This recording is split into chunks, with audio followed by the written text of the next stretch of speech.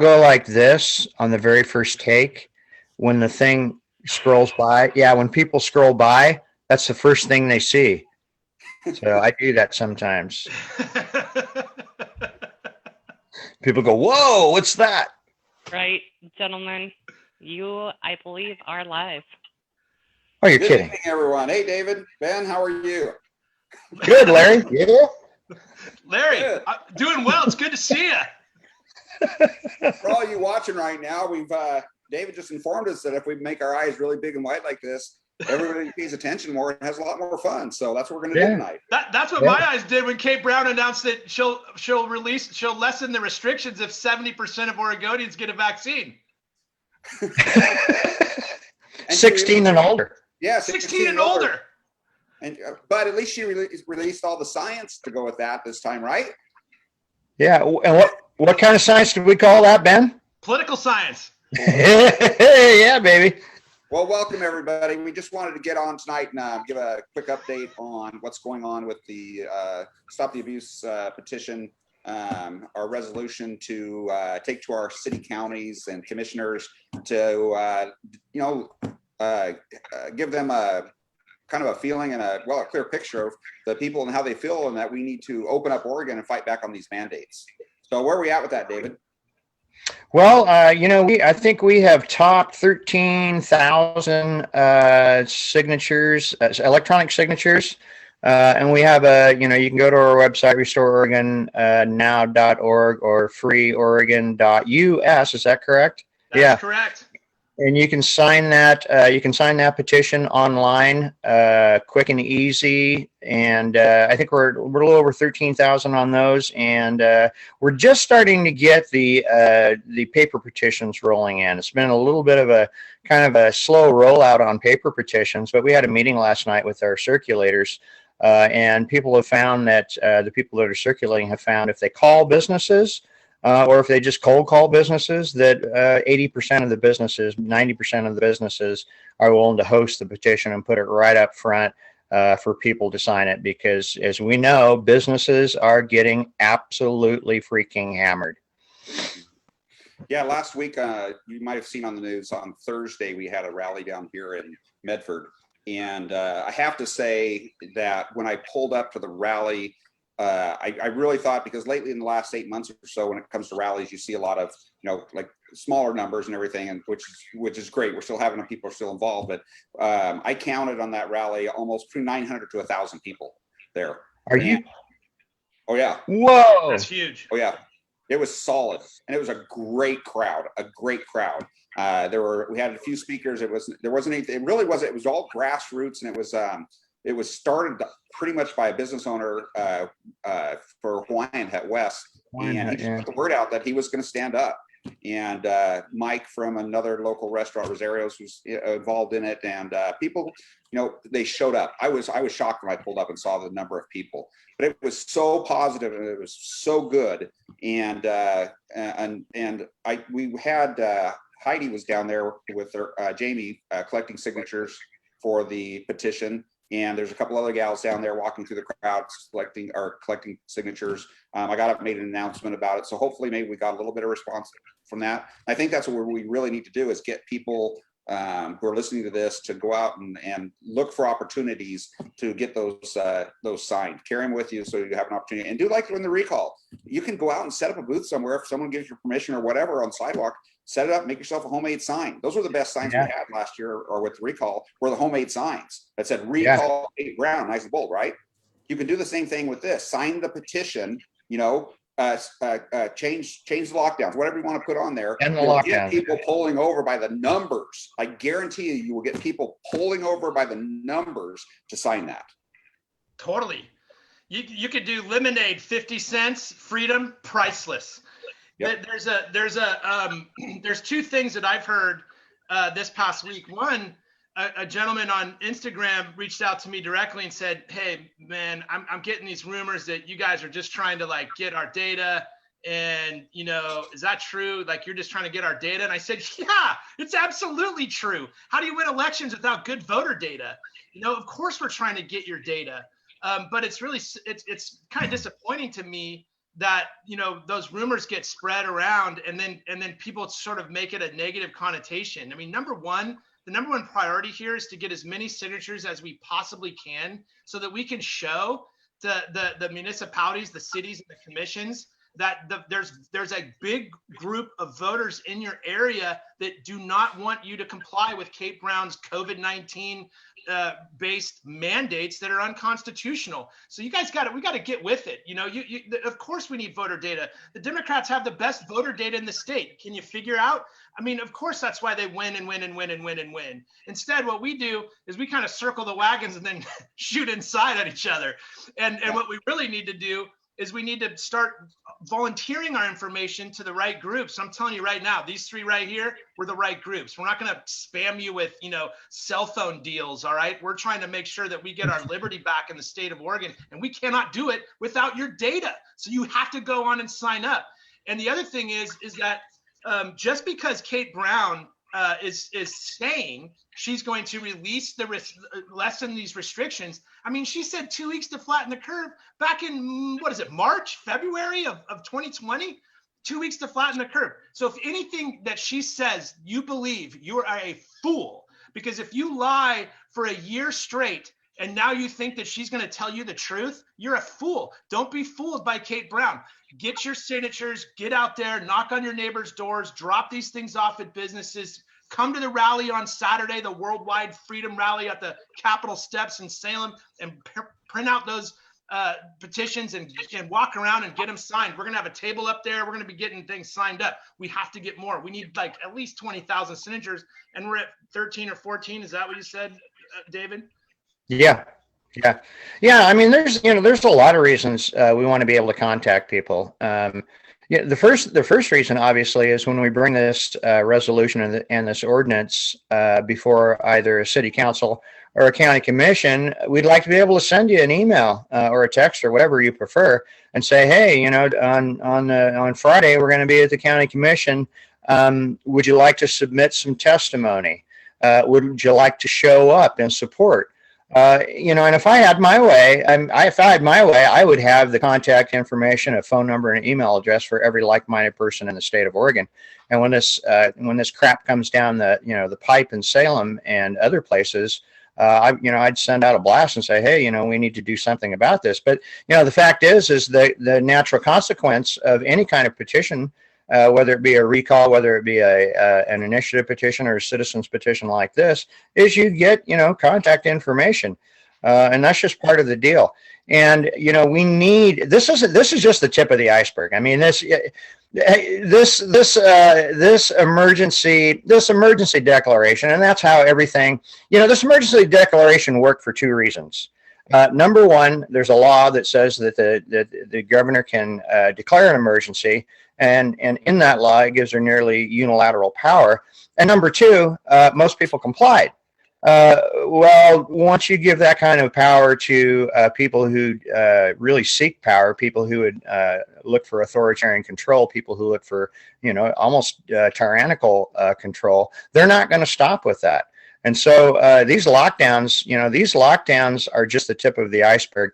They could end in June, July. They could end next year. Maybe they could not end. But when they do end, something else is going to come down the pike. So what we're doing here is we're not only attacking this at the local level by, you know, bringing a resolution and an ordinance to local people to allow their employees, their sheriffs, their police departments, their whatever, to have an ordinance to point at and say, look, hey, you know, this law that you want to come in here and enforce, OSHA, is against a higher law. It's against the U.S. Constitution, or it's against the Oregon Constitution.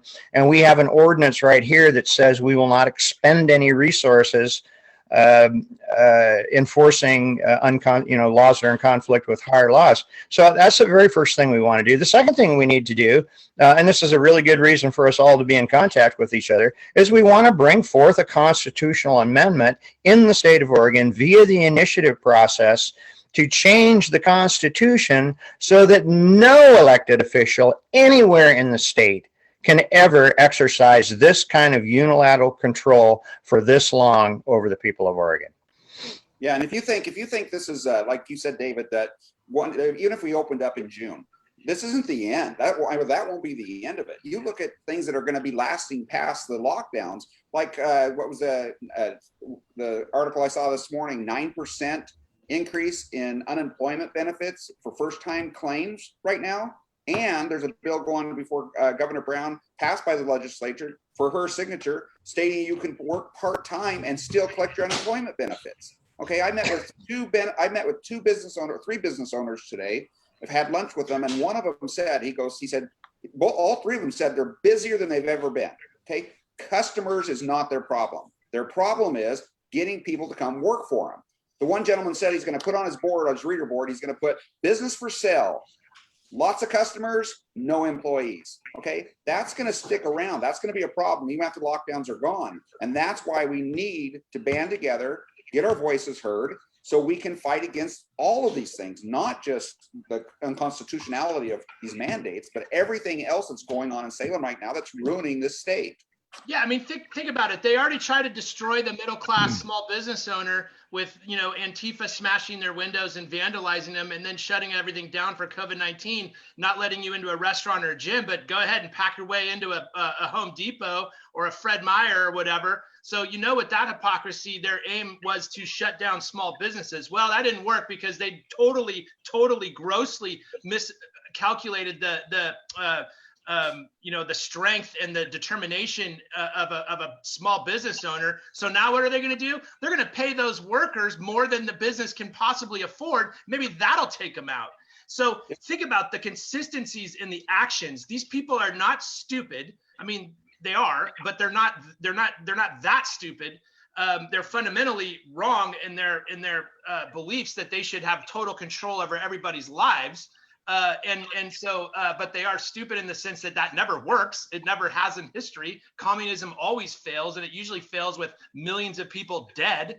Obviously they think they're going to try this again a different way, but look at the actions and then look at the results, and then they take a different action that has the same result, more pressure to shut down the independent class, the middle class in our state. And we have to step up and fight and stand up to this. And that's what the Stand for Freedom Project does. It creates laws that insulate counties and cities from the enforcers like OSHA, who want to make you wear a mask all day long so your teeth can rot out, and you can have oxygen deprivation and have grime and crap across your face, and they want to make you do that in the name of health, even though there's no science whatsoever that says that it's healthy to wear a mask. It's not healthy. We all know that. But these are the people that now govern us. And here's the reason. Look, listen, not the reason, but Plato. I put this on our Instagram at Free Oregon on Instagram just last night. It was a quote from Plato, and Plato said, I'm going to read it real quick. If you do not take an interest in the affairs of your government, then you are doomed to live under the rule of fools. Yep. Yes. Well, government goes to those that show up, and the left has been showing up fully funded for decades in Oregon. If you've ever been to testify on any bill, which you can't do anymore, by the way, and apparently it looks like they might make that permanent as well. But if you've ever testified to showed up testify on a bill, there'll be like 3 of us there, and there'll be 16 of them, and they're all paid by some organization to be there. So this is really, this is not going to stop. Once these lockdowns are over, I can see ORS 179 being exercised, which gives the governor absolute dictatorial control over the economy in the case of an energy emergency. Can you imagine what that might be in today's day and age, an energy emergency? Even though this law was written during the energy crisis of 73, 74 back there. It's just, it's everything. They're going to come for your chickens. They're going to come for your farm animals. They're going to outlaw gardening. They're going to outlaw collecting rainwater. Oh, wait, that's already against the law. And there's only one way to stop it. We can't get any relief. You know, I've said this over and over before. We can't get any relief from obviously from the governor. We can't get any relief from the legislative,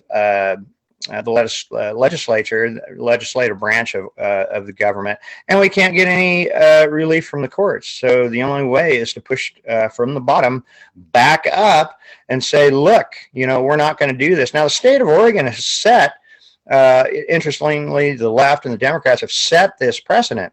They created a law that made Oregon a sanctuary state. And the way this law is worded, it says that no one paid by the state of Oregon or no public employee, I'm not quite exactly sure what it is, will spend any resources enforcing federal immigration law. And so it gives you a wide berth. That resource, I guess, can include not calling, ICE when a murderer is being released and he has an ICE detainer. But we just want to turn the tables. We want to turn the tables and say, hey, look, if you walk into this city, and it's a template, we're offering a template.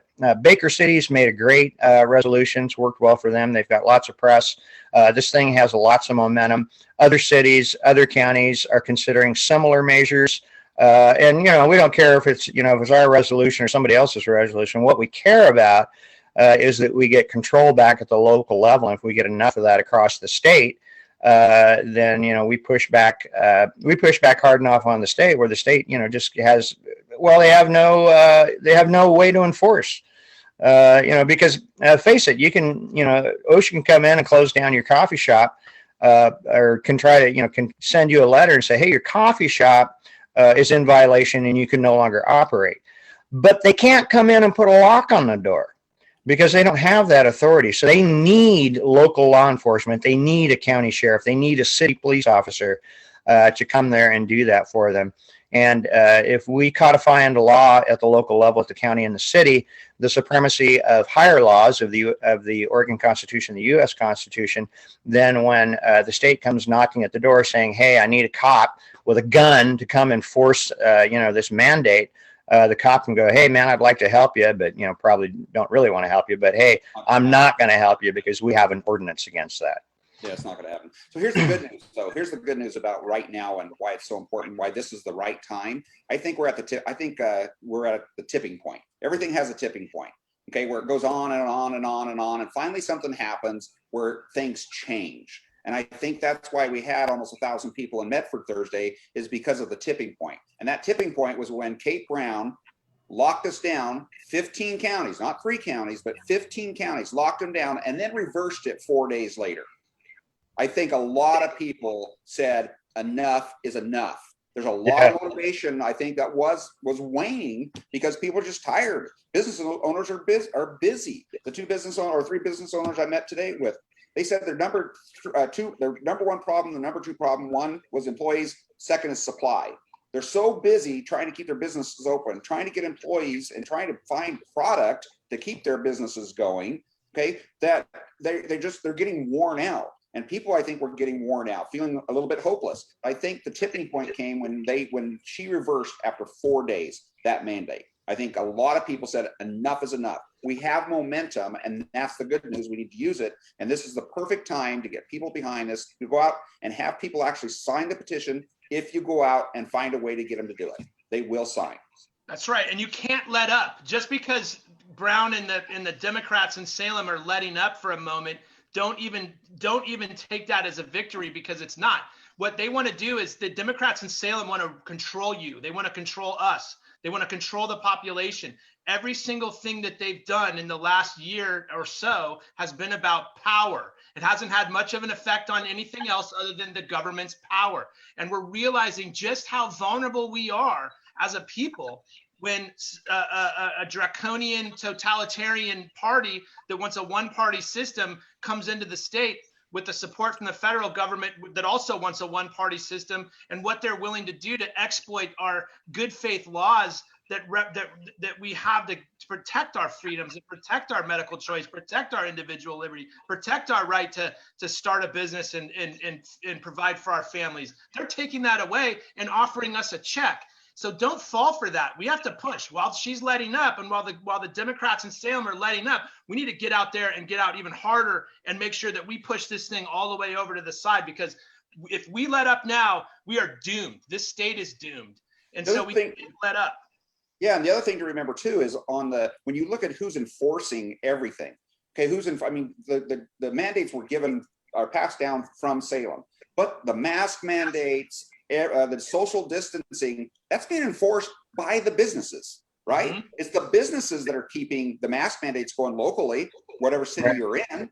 Okay, they're keeping the social distancing going wherever they are. Okay, so this resolution, if we can put this together and we can go to if you can go to your city, your council, your city councils, etc., and show that there's people who are not going to stand up for this, and that there are councils who will stand up for you, then that's going to lead more businesses to stand up. You get one business that stands up, it's great, but you get 20 businesses to stand up, that multiplies. And when that multiplies, all of a sudden you see 20 businesses. I'll tell you right now, this all comes from this discussion I had today. The businesses that are standing up are doing well. They're getting business. They're not dying from business. They have enough business.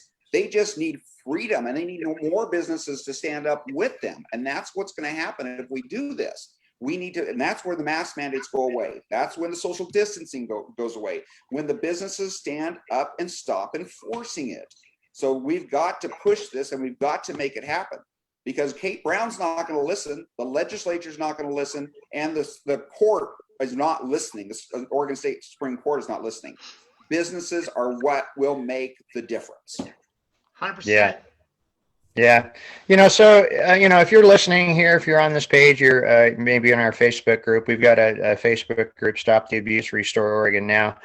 Larry's has a huge group, over 33,000 now, something like that, Larry? Yeah, I think so. Yeah. Open Oregon. And then you guys are on Instagram, right? freeoregon.us is your website. freeoregon.us is the website. We're on Instagram at Free Oregon, and our Facebook is freeoregon.us. So it's either Free Oregon or freeoregon.us.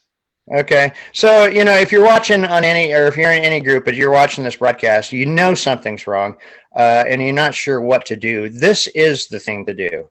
There's lots of people, posting in groups, and you get emails and all these people, stand up, wake up, people, stand up, do something. Well, this is the stand up and do something. It's real easy to do. We have instructions on, how to download the petition, how to print it out, how to collect them, what to do. You just snap a picture or scan them and send them back. It's real quick, real easy. You can leave businesses leave them at your church. And of course, the joke now is you can post them on the side of a post, but I'm not sure if that really works. But I mean, you can put them anywhere. This is the thing that we can do. So if you're looking for something to do, if you've never done anything like this before, but you know that you must do something, this is the thing to do. This is the thing to do, and we want to do what? We want to sign it and send it. Sign it and send it, baby. Sign it and send it. Sign it and send it. Any last words? I got one. Okay. Well, a few. Of all the different initiatives that Free Oregon is currently involved with, and there's a high number, the Stand for Freedom Project, the Stand for Freedom Petition is the #1 most important, most significant thing we are currently working on and will ever work on for a very long time. We need your information. We need you to sign it and send it. We need you to take it around and have the person next to you sign it and send it. Print it out, take it out, get it. We need to drive these numbers up. It's the #1 thing right now between our liberty and a one-party system in Oregon. Know that this is not a drill. It's the real thing. Sign it and send it. Yeah. Links. I agree. Links are in the comments, everybody. Thanks for watching. Thank you. Good night. Good night, Patriots. Good night, gentlemen. Good night. Good night. It's a pleasure to see you. Good night, Ben Bob. Nice shirt, David. That's my Zoom shirt, Ben. It's my Zoom shirt. Is that new? Yeah. This is my solving problem shirt.